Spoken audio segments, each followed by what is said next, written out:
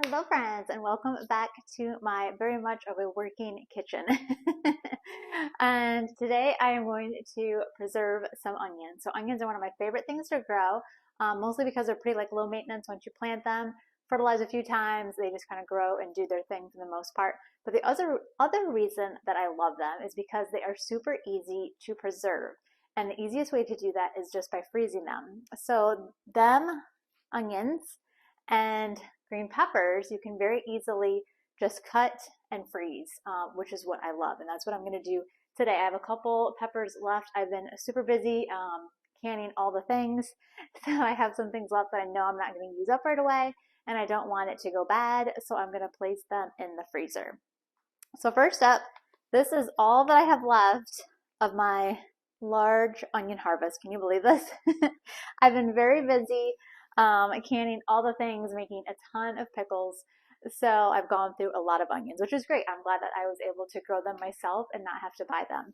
So I'm going through my onions. Again, I'm in South Alabama, if you're not aware. So we don't have basements, at least not where I'm at, because I'm very close to the water, or root cellars. So it's hard for me to store root crops long term. This is why I love things that I can freeze easily. So with onions, I just like to give them a look and see what the tops look like. Also, if they feel soft to me. I'm trying to find two different ones here to show you examples of. Okay, well this one's rotten. You can tell that he's soft and the top is kind of black, and I will zoom in on that so you can see it better too. But yeah, you just want to look at your onions and use up any ones that you think are going to go bad first, which is what I'm going to do today. Obviously, if it's rotten, that'll just go to the compost. But let me find two different examples of sort of how it will look the tops up close. You can also sometimes tell by the smell if it's putting off an odor that's not fresh onion, then that's probably needs to be used up because it's not going to last long term. Now I've already gone through and used, like I said, a bunch of my onions, most of the ones that I thought weren't going to last long term already. So that's why I'm struggling to find one to show you. But like I said, here is, hopefully you can see that, the one that you can tell is rotting and it's soft. So that's definitely not good. You want to get him out because it'll ruin the other onions. And then if we just sort of compare these two, I hope you can see this. My light's not great. This is a little bit darker, where this one is a little whiter, and this is a white onion. So I would use this one up first, just because it probably doesn't have the best chance of lasting as long as, say, this one. So now for the easy part. I like to go ahead and freeze mine first on a single layer. And I've been lining it with parchment paper, just using a sheet pan.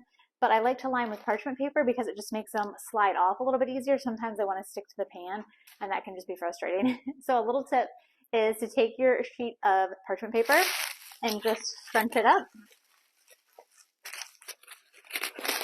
And it will just help. And you can use this anytime you use parchment paper. It will just help it to lay flatter in the sheet pan, because sometimes it just doesn't want to lay flat. It wants to curl up on itself. So I'm just going to go ahead and start dicing up these onions. The other great thing is you can cut these in any size you want. If you want to do strips, I'll probably do some in strips along with the bell peppers, so that way I can use them for sausage and peppers, something like that when I thaw them out. Or if you had real small ones, you could even just freeze these guys whole and throw them in a roast or a crock pot, something like that you're making. But a lot of these I'll just dice because that's how I use the majority of my onions.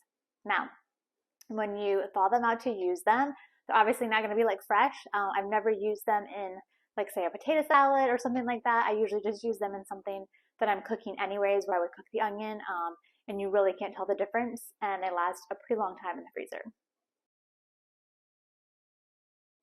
And I just wanted to show you real quick. Sorry, it's hard for me to focus. That one that I showed was going brown. I hope you can see. Can you see how the center is brown? So it's already starting to go bad.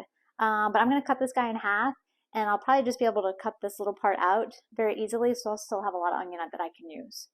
But glad that I got him out of there because I don't want him to turn my other long-term storage onions bad quickly.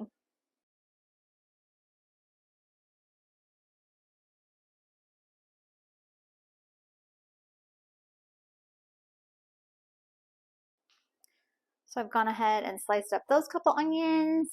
Now I'm gonna get this pepper sliced up, and I'm just gonna put them right on this same pan. I think they'll fit, but I'm gonna have to get another pan out for the diced onions. I like to do all the sort of same size on one sheet. Again, just kind of makes it easier when I go ahead and bag everything up after I've froze it overnight. But that's just my preference. And what's nice about doing peppers and onions is that you can freeze them right on the same pan and then freeze them together if you're going to be cooking with them together, whether it's in these strips or diced. Now, not every vegetable doesn't have to be blanched before freezing. A lot of your vegetables do have to be blanched, and that just means placing in some boiling water for a couple of minutes and then shocking in an ice water bath and then freezing like you would, drying and then freezing. But onions and peppers, you don't have to do any of that. It's literally just cut them however you like, toss them in the freezer. This is even great like if you're just going out of town and have like some produce like peppers and onions that you don't want to go bad while you're gone. You can just do a little bit, stick them in the freezer. So here we go. We have our one tray all done with our peppers and onions. So I'll just go ahead and get that in the freezer, easy peasy. And then tomorrow I will bag them up in my vacuum sealer and get them back in the freezer. You don't have to vacuum seal. I just have one, so that's what I do. You could also just use freezer bags, but I absolutely love freezing as a great way to preserve the harvest, or even if you just find like a good deal on onions or peppers or that kind of thing somewhere and you want to put a bunch up, it's a great way to handle the abundance. Ben, one of my favorite books on freezing is Freeze Fresh by Crystal Schmidt. You can find her on the Whole Fed Homestead, where she does tons of freezing things, but this book is really great. I highly recommend it. She gives great tips and recipes for freezing. You can find that in my Amazon store, and I will also link it down below.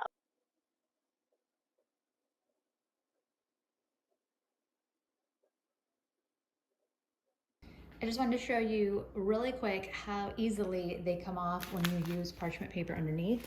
Can you see that? They just like don't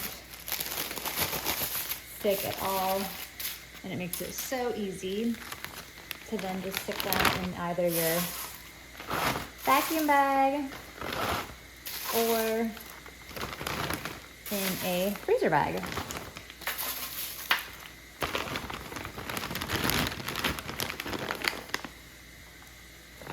Oops, sorry. I'm still getting used to where the camera is for YouTube stuff. I've gone ahead and vacuum sealed it, and now this will keep in my freezer for at least a year. I probably will use it before then, but I have kept them that long and had no problems. And then I don't throw these away. I'll just make sure there's no extra food left on it or seeds. And then I'll just let these guys dry, and I'll use them when I like roast vegetables or if I'm freezing more, that type of thing. Nothing goes to waste around here, or at least try to get 2 uses out of it. Thank you guys so much. If you have any questions, please let me know, and be sure to give this a like and a subscribe. And until next time, friends, happy growing.